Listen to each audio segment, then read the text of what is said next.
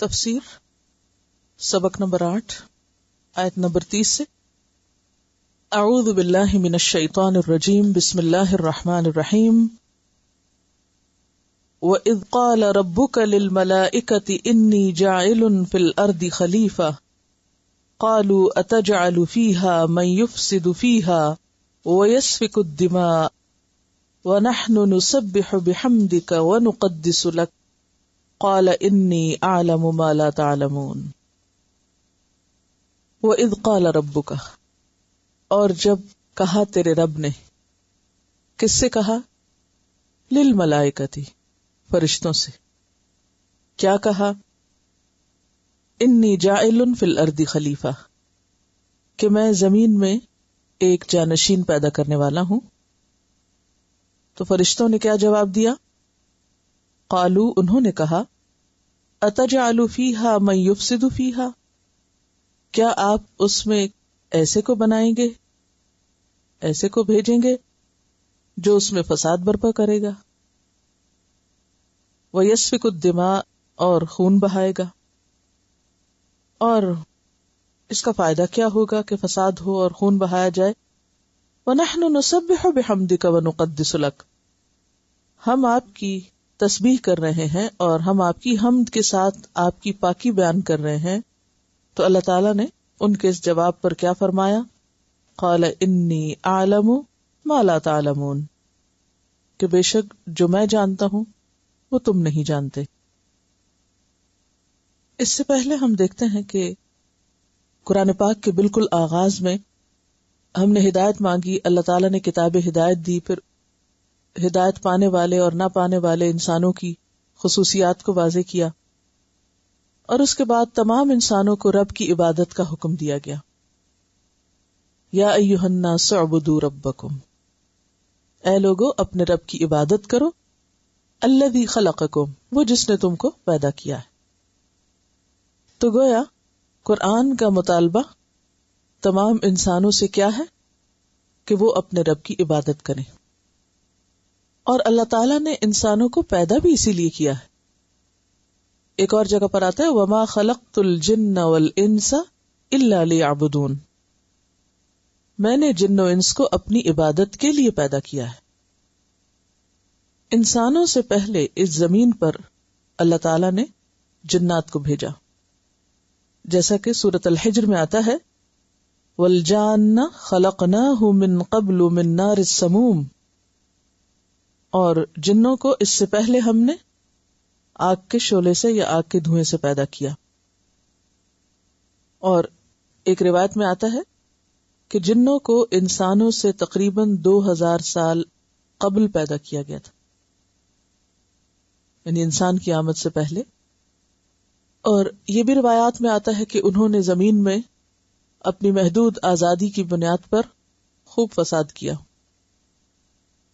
تو اس پر اللہ تعالیٰ نے کیا فیصلہ کیا کہ اب ان جنات کے بعد میں ایک اور مخلوق لاؤں گا، یعنی انسان. اسی لیے اس کو خلیفہ کے لفظ سے تعبیر کیا گیا، پیچھے آنے والا، بعد میں آنے والا، جانشین.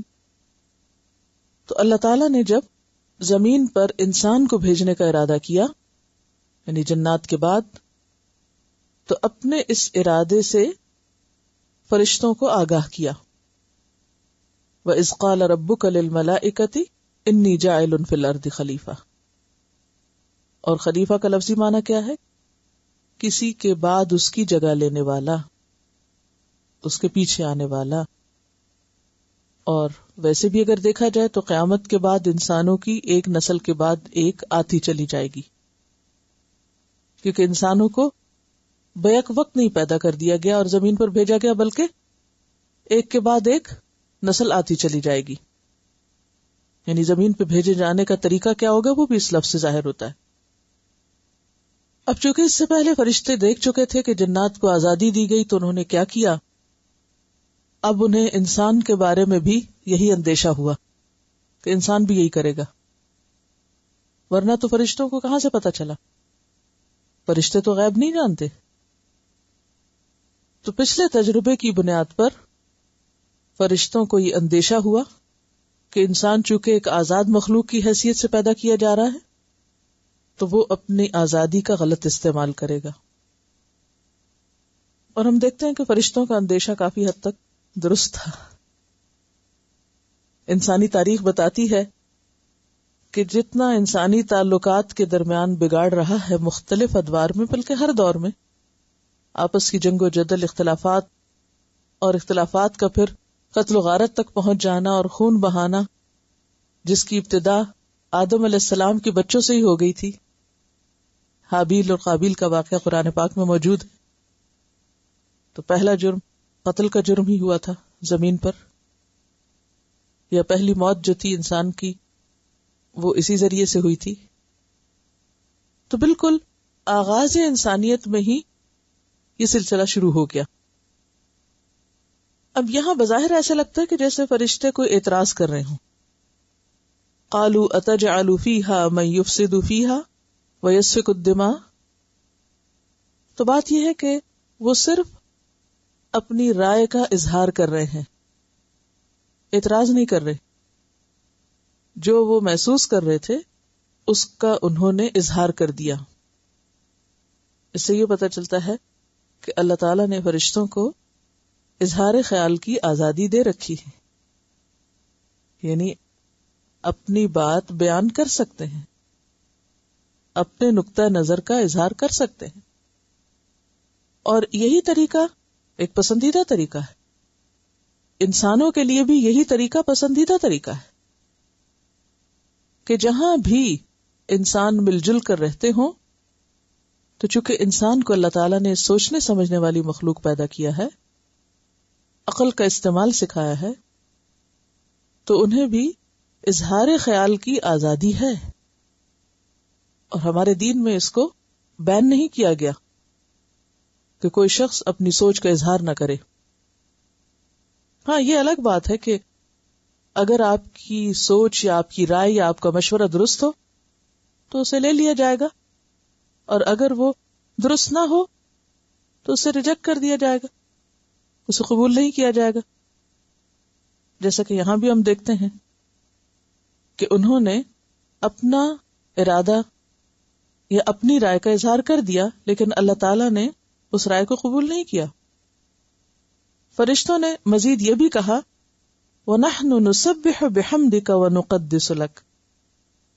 یا رب، تو اپنی تسبیح کے لیے، حمد و ثنا کے لیے، ذکر کے لیے انسان کو بنانے والا ہے، یہ کام تو ہم کر ہی رہے ہیں. قال انی اعلم ما لا تعلمون. اللہ تعالیٰ نے فرمایا جو کچھ میں جانتا ہوں وہ تم نہیں جانتے. فرشتوں کی تسبیح اور انسان کی تسبیح میں فرق ہے. فرشتوں کی تسبیح اختیاری تسبیح نہیں ہے، اپنے ارادے یا اپنی مرضی سے کی جانے والی تسبیح نہیں ہے، بلکہ وہ تو ہے ہی اس لیے کہ جو انہیں کہا جائے وہ کر دیں. اس کے مقابلے میں انسان کی تسبیح اور انسان کا اپنے دل سے، اپنے شوق سے، اپنے ارادے اور اپنی مرضی سے اللہ کا ذکر کرنا اور اللہ کی تسبیح بیان کرنا، یہ بالکل ایک مختلف چیز ہے. اس کو آپ ایک مثال سے سمجھ سکتے ہیں. مثلا ٹیپ ریکارڈر کا بولنا اپنی مرضی سے بولنا نہیں ہے. وہ کیا ہے؟ وہ آپ کی مرضی کتاب ہے. آپ نے بٹن آن کر دیا تو اس نے کیا کیا؟ بولنا شروع کر دی. جب آپ کا جی چاہا آپ نے اس کو بند کر دیا. لیکن اس طرح کا کوئی کنٹرول کسی انسان کے لیے آپ کے ہاتھ میں نہیں کہ آپ کا جب جی چاہے آپ بٹن دبا دیں اور اس سے تسبیح کروا لیں، اور جب جی چاہے اس کو سٹاپ کر دیں. کوئی کر سکتا ہے ایسے؟ نہیں. اب ایک تو وہ ہے کہ آپ اسی طرح ٹیون کیے گئے، آپ اسی طرح بنائے گئے، آپ کا کام ہی یہی ہے، آپ کو کرنا ہی یہی ہے، وہ ایک الگ چیز ہے. اور ایک یہ ہے کہ اس کے پاس چوائس ہے. نمبر 1 کے پاس چوائس کوئی نہیں، نمبر 2 کے پاس چوائس ہے کہ چاہے تو کرے اور چاہے تو نہ کرے. تو جس کے پاس چوائس ہو پھر وہ اپنی خوشی سے تسبیح کرے تو اس کی تسبیح کے تو کیا ہی کہنے. وہ ایک دفعہ بھی جب دل سے بولتا ہے، اپنی مرضی سے بولتا ہے، تو اس کی تو قدردانی کا پھر کیا عالم، یا اس کے اس کام کی جو قدر و قیمت ہے اس کا تو کیا ہی کہنا. قال انی اعلم ما لا تعلمون. اور پھر آپ دیکھیے کہ فرشتے تسبیح کے ساتھ ساتھ بہت سے کام بھی کرتے ہیں، کائنات کا انتظام کرتے ہیں، اللہ تعالیٰ کا حکم بجا لاتے ہیں، بہت سے کاموں پہ مامور ہیں. اسی طرح انسان بھی زمین میں بہت سے کام کرتا ہے، اور جس طرح فرشتوں کا کام کرنا ان کو تسبیح سے نہیں روکتا، اسی طرح انسان کے لیے اس میں بھی ایک مثال ہے کہ ہم دنیا کے کام کاج کرتے ہوئے بھی اپنے رب کی تسبیح کر سکتے ہیں، اپنے رب کو یاد کر سکتے ہیں، اس کا ذکر کر سکتے ہیں. فرشتوں کے پاس تو چوائس نہیں، ان کو تو کرنا ہی کرنا ہے. ہمارے پاس چوائس ہے کہ ہم دنیا میں رہتے ہوئے پھر اپنے رب کے ساتھ دل لگائیں اور اس کو یاد کرتے رہیں. وَنَحْنُ نُسَبِّحُ بِحَمْدِكَ وَنُقَدِّسُ لَكَ قَالَ إِنِّي أَعْلَمُ مَا لَا تَعْلَمُونَ. جو میں جانتا ہوں وہ تم نہیں جانتے. اور اس کا تعلق صرف تسبیح سے ہی نہیں بلکہ پوری بات سے ہے کہ ہاں، اگر اس زمین پر فساد کرنے والے لوگ موجود ہیں تو دوسری طرف اصلاح کرنے والے بھی ہیں. اگر ایک طرف ابو جہل اور ابو لہب ہیں تو دوسری طرف ابو بکر اور عمر بھی ہیں. ایک طرف اگر فرعون ہے تو دوسری طرف سلیمان بھی ہیں. فرعون کے پاس بادشاہت تھی، اکڑ گیا. سلیمان علیہ السلام کے پاس، داؤد علیہ السلام کے پاس بھی بادشاہت تھی، لیکن وہ اللہ کے آگے جھکے ہوئے بھی تھے. اتنے وسائل تو شاید فرعون کے پاس بھی نہیں تھے جو سلیمان علیہ السلام کے پاس تھے. اس کے باوجود انتہائی عاجز بندے تھے. اور داؤد علیہ السلام تو کتنے خوبصورت انداز میں اللہ کی تسبیح کرتے تھے کہ ان کے ساتھ پہاڑ اور پرندے اور بہت سی اور چیزیں بھی شریک ہو جاتی تھی. تو ایسی مثالیں بھی موجود ہیں. تو انی اعلم ما لا تعلمون، تمہارا علم محدود ہے. ان انسانوں میں بہترین انسان بھی ہوں گے جو اپنے ارادے اور اپنی خوشی کے ساتھ اللہ کی تسبیح بیان کریں گے. آپ دیکھیے کہ یہاں پر دو لفظ استعمال ہوئے، ایک ہے تسبیح اور ایک ہے تقدیس. تسبیح ہے اللہ کی پاکی بیان کرنا کہ اللہ پاک ہے، یعنی تعریف کے معنوں میں. بحمدک کے لفظ خاص طور پر اس کو تعریف کے لیے خاص کر رہا ہے.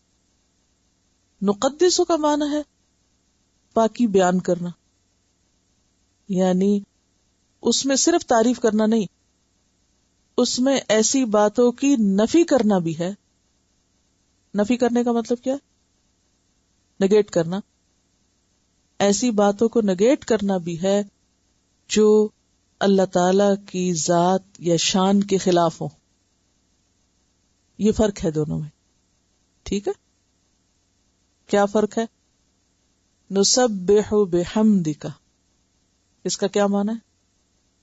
ہم آپ کی تعریف کے ساتھ آپ کی پاکی بیان کرتے ہیں. اس میں اللہ کی تعریف بیان کرنا ہے.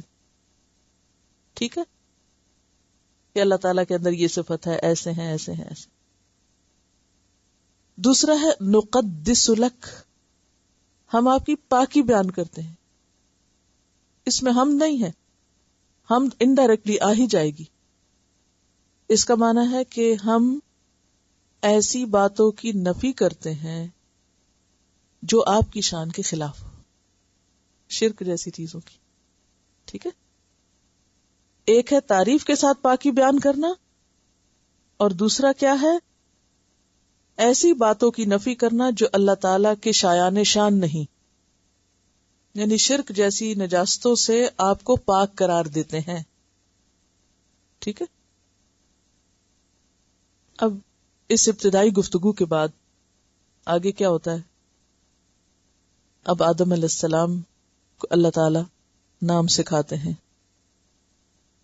ابتدائی گفتگو کے بعد جو بات اللہ تعالیٰ نے فرمائی کہ انی اعلم ما لا تعلمون، اس کا ایک عملی تجربہ فرشتوں کے سامنے ہوتا ہے.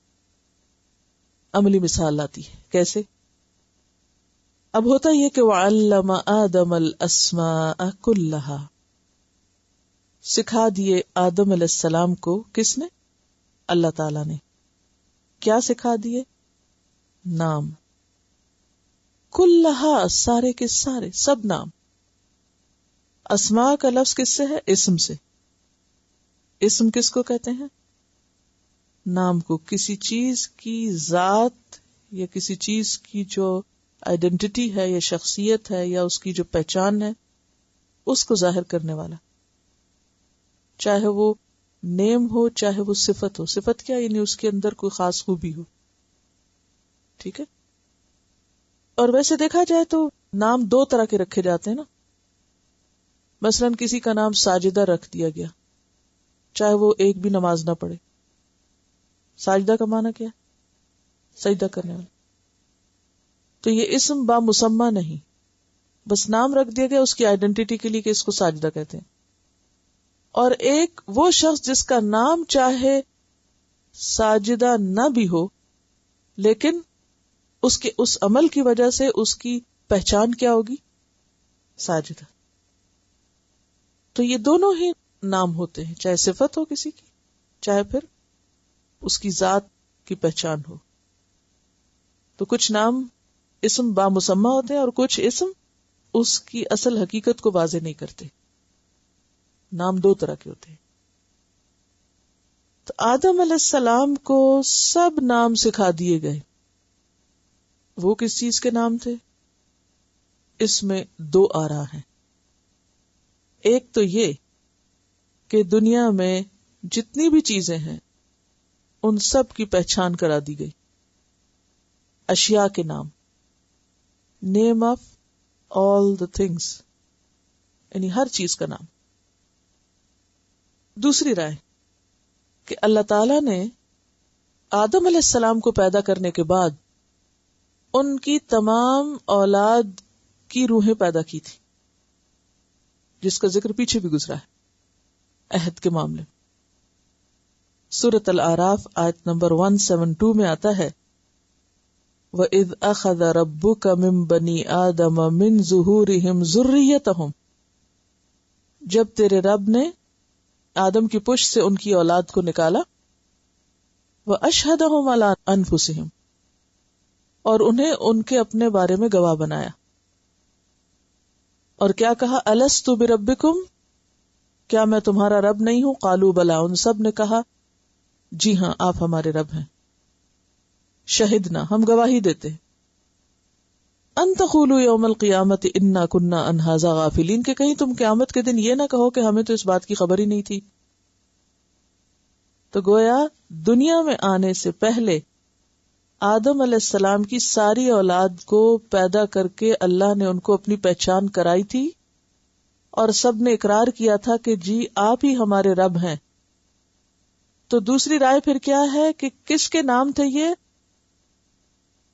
آدم کی اس ساری اولاد کے نام جو قیامت تک آنی تھی، ان سب کو وہاں پیدا کر کے دکھایا گیا آدم کو. یہ سب بچے ہیں تمہارے. بنی آدم کیا ہے؟ آدم کے بچے، آدم کی اولاد. اللہ تعالی نے آدم علیہ السلام کو ان کے سارے بچے سامنے لا کر دکھا کر ان کے نام سکھا دیے. ٹھیک ہے. ثم عرضهم، پھر ان کو پیش کیا. ہم سے مراد کیا ہے؟ وہ سب. کون سب؟ وہ سارے لوگ جن کو اس دن پیدا کیا گیا تھا، یا پھر وہ ساری چیزیں جو آئندہ دنیا میں ان کے کام آنی تھی، ان سب کو سامنے رکھا گیا. علی الملائکتی، فرشتوں پر. فقالا، پھر فرمایا.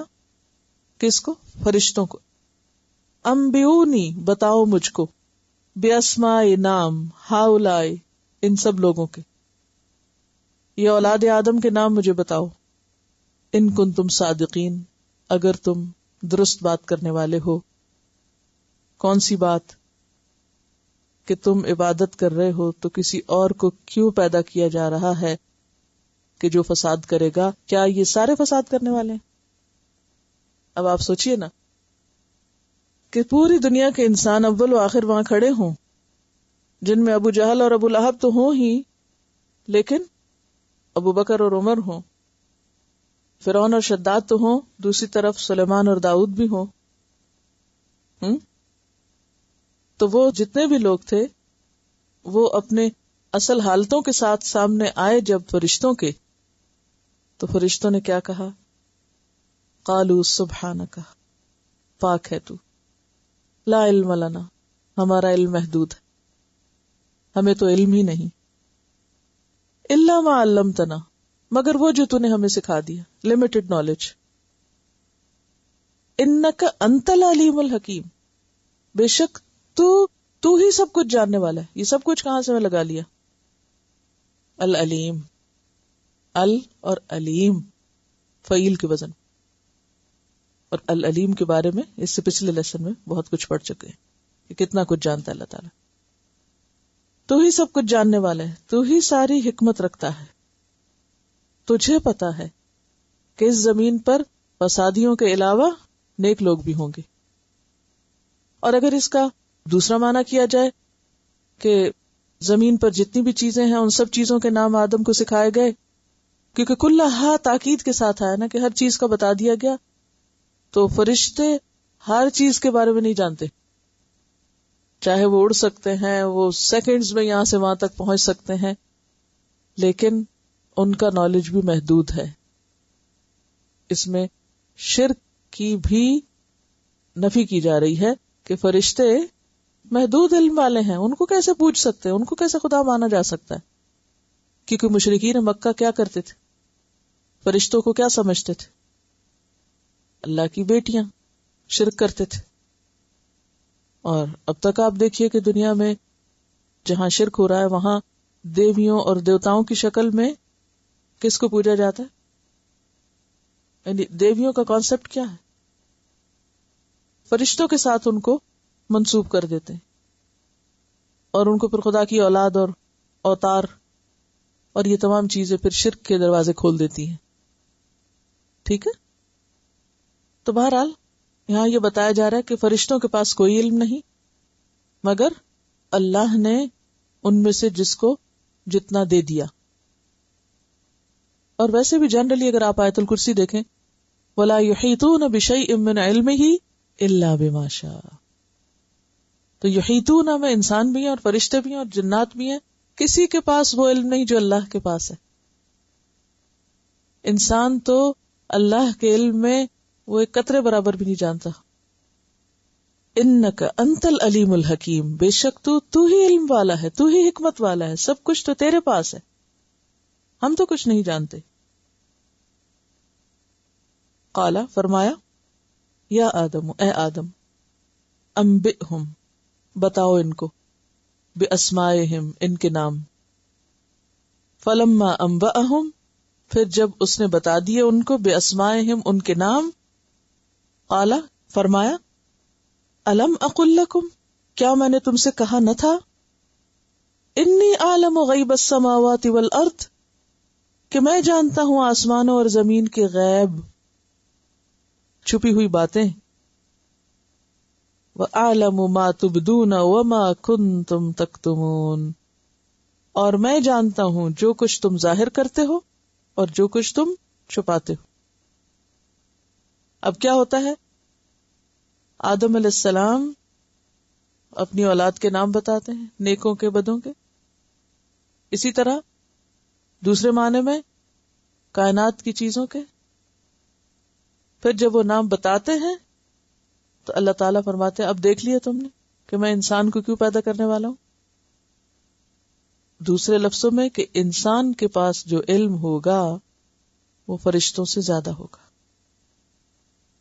اور پھر انی عالم غیب السماوات والارض، میں آسمانوں اور زمین کے غیب جانتا ہوں، مجھے معلوم ہے کہ انسان اور فرشتے میں کیا فرق ہے، کیونکہ خالق وہ ہے نا، اس لیے سب جانتا ہے۔ اور میں جانتا ہوں جو تم ظاہر کرتے ہو، جو تم چھپاتے ہو، تو وہ کیا ظاہر کرتے تھے اور کیا چھپاتے تھے؟ فرشتوں نے کیا ظاہر کیا تھا؟ یہ جو اوپر اپنا ارادہ اور رائے ظاہر کر دی تھی اس کی طرف اشارہ ہے. تبدون میں کس کی طرف اشارہ ہے؟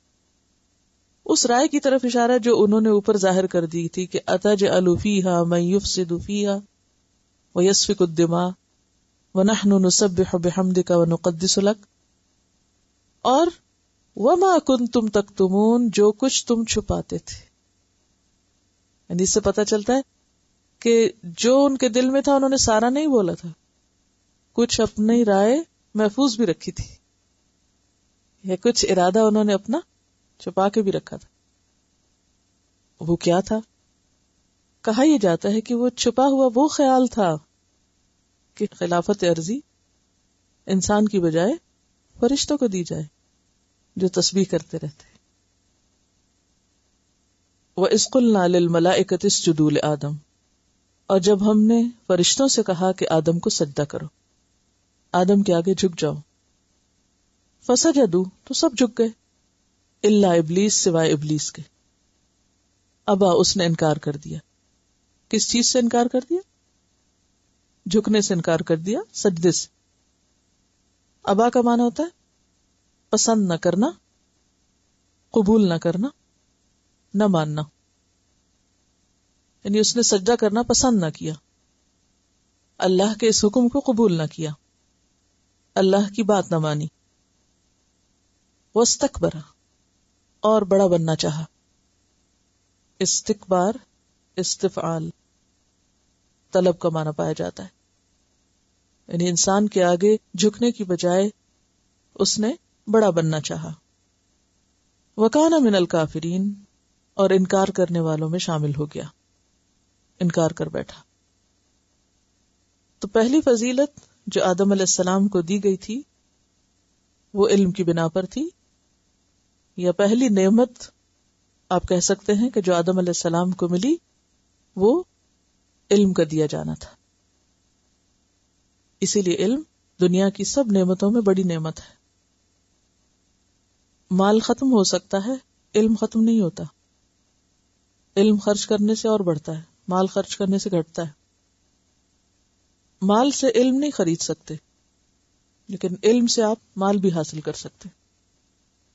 کوئی ہنر آتا ہو آپ کو، آپ کام کر سکتے ہیں. جی ہاں، علم چرایا نہیں جا سکتا، مال چرایا جاتا ہے. علم آپ کی حفاظت کرتا ہے، مال کی حفاظت آپ کرتے ہیں. تو بہرحال سب سے پہلی نعمت جو انسان کو ملی وہ علم کی تھی. علامہ، تعلیم دی گئی. دوسری نعمت عزت و اکرام کی تھی کہ باقی ساری مخلوق کو اس کے سامنے ایک طرح سے جھکایا گیا.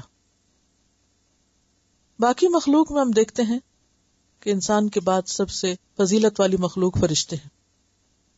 جب فرشتوں کو جھکنے کے لیے کہہ دیا گیا تو باقی سب چیزیں تو ساتھ ہی آ گئی.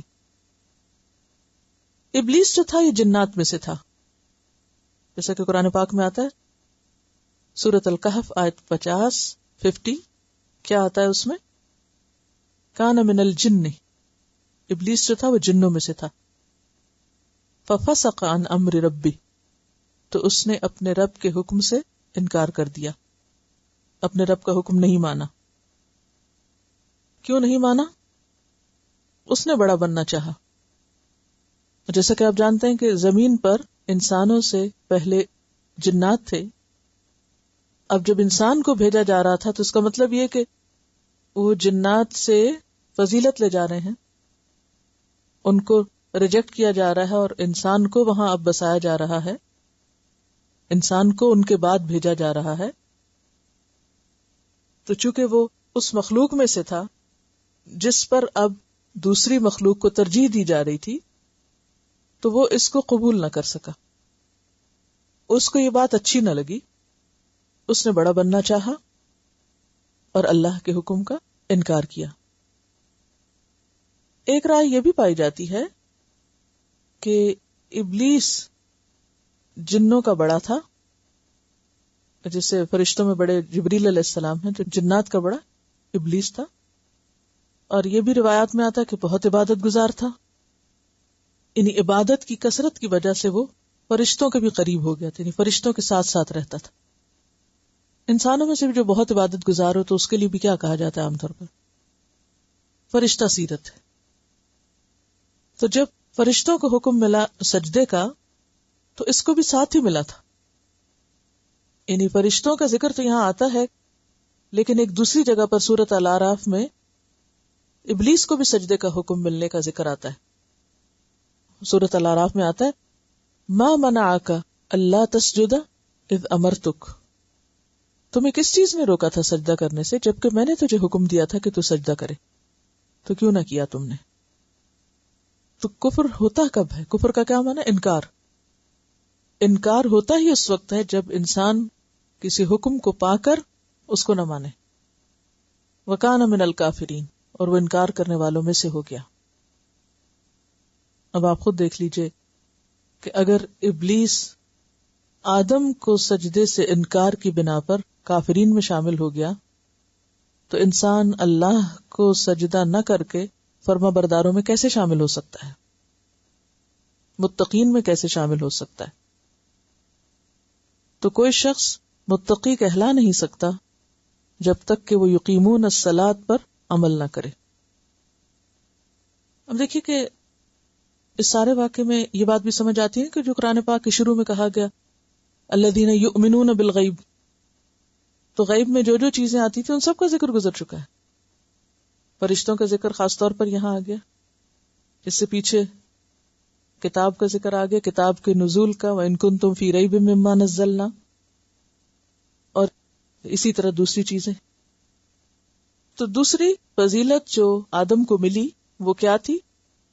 باقی مخلوق پر ترجیح کی یا عزت و اکرام کی، جیسے کہ قرآن پاک میں ایک اور جگہ پر آتا ہے وَلَقَدْ كَرَّمْنَا بَنِي آدم، ہم نے بنی آدم کو عزت بخشی ہے.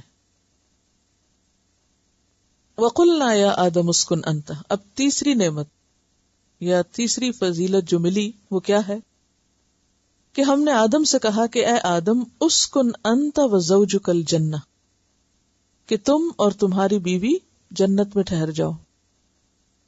اسکن کا کیا معنی؟ ہمیشہ کے لیے رہنا مقصود نہیں. اسکن کا معنی ہوتا ہے ٹھہرنا، ساکن ہونا. تم ٹھہر جاؤ، جنت میں رہ جاؤ. وَكُلَا مِنْهَا رَغَدًا، اور کھاؤ اس میں سے جتنا جی چاہے. حَيْثُ شِئْتُمَا، جہاں سے اور جب بھی تمہارا جی چاہے. حیث اسم ظرف زمان ہے اور مکان بھی جو کہ ظرف ہے، اس لیے دونوں معنی، یعنی جس وقت جی چاہے، جب چاہے، جہاں سے چاہے. وَلَا تَقْرَبَا هَٰذِهِ الشَّجَرَةَ، اور اس درخت کے قریب نہ جانا. اب آپ دیکھیے کہ ہر نعمت امتحان ہوتی ہے. ہم عام طور پر یہ جملہ بولتے ہیں جیسا کہ قرآن پاک میں آتا بھی ہے وَنَبْلُوكُمْ بِالشَّرِّ وَالْخَيْرِ فِتْنَةً، کہ شر اور خیر دونوں ہی امتحان ہوتے ہیں. اور یہاں نعمت کی شکل میں امتحان ہو رہا ہے کہ اتنا کچھ ملا اور کہا کہ اس میں سے بس اس ایک درخت کے پاس نہ جانا. وَلَا تَقْرَبَا هَٰذِهِ الشَّجَرَةَ، اور آپ یہ بھی غور کر رہے ہوں گے کہ تمام خطاب آدم اور حوا دونوں کو ہے. اگرچہ پکار کر آدم علیہ السلام ہی کو مخاطب کیا گیا یا آدم، لیکن ساتھ ہی اس کو نو انت و زوجک اور باقی تسنیہ کے صیغوں میں برابر دونوں سے خطاب. تو اس سے یہ بھی پتہ چلتا ہے کہ اسلام کے جو احکامات ہیں وہ صرف مردوں کے لیے نہیں یا صرف عورتوں کے لیے نہیں، دونوں کے لیے، کیونکہ یہ روز اول سے دونوں کو ہی مخاطب کیا گیا ہے. وَلَا تَقْرَبَا هَٰذِهِ الشَّجَرَةَ، اس درخت کے قریب مت جانا. فَتَكُونَا مِنَ الظَّالِمِينَ، ورنہ ظالموں میں شمار ہو گئے. اور ظلم کے بارے میں آپ صبح تفصیل سے پڑھ چکے ہیں. تو ظلم کیا ہے؟ یہاں بنیادی طور پر ظلم کا معنی کیا ہے؟ اللہ کے حکم کی نافرمانی کرنا، یعنی ظالمین سے مراد یہاں نافرمان ہے کہ تم پھر اللہ کے نافرمان لوگوں میں شامل ہو جاؤ گے. کیونکہ ظلم کسی چیز کو اس کی اصل جگہ سے ہٹا دینا ہے، کسی کی حق تلفی کرنا ہے، خواہ وہ بندوں کے حق میں ہو، خواہ وہ اللہ کے حق میں ہو، خواہ وہ وسائل کے حق میں ہو. جو اللہ نے انسان کو چیزیں دی ہیں استعمال کی، ان کا غلط استعمال بھی. اور فساد کا اصل سبب بھی یہی ہوتا ہے. جب انسان اللہ کی نافرمانی کرتا ہے تو وہ بھی فساد میں ہے، بندوں کے حقوق مارتا ہے اس سے بھی فساد ہوتا ہے، اور وسائل کو غلط استعمال کرتا ہے تو اس سے بھی فساد ہوتا ہے. اور الٹیمیٹلی اس کا نتیجہ یا اس کا نقصان خود انسان پر ہی پلٹتا ہے. ظالم دراصل اپنے اوپر ہی ظلم کرنے والا ہوتا ہے، خود کو نقصان دینے والا ہوتا ہے. وَلَا تَقْرَبَا هَٰذِهِ الشَّجَرَةَ فَتَكُونَا مِنَ الظَّالِمِينَ. تو اس درخت کے پاس نہ جانا ورنہ ظالم ہو جاؤ گے.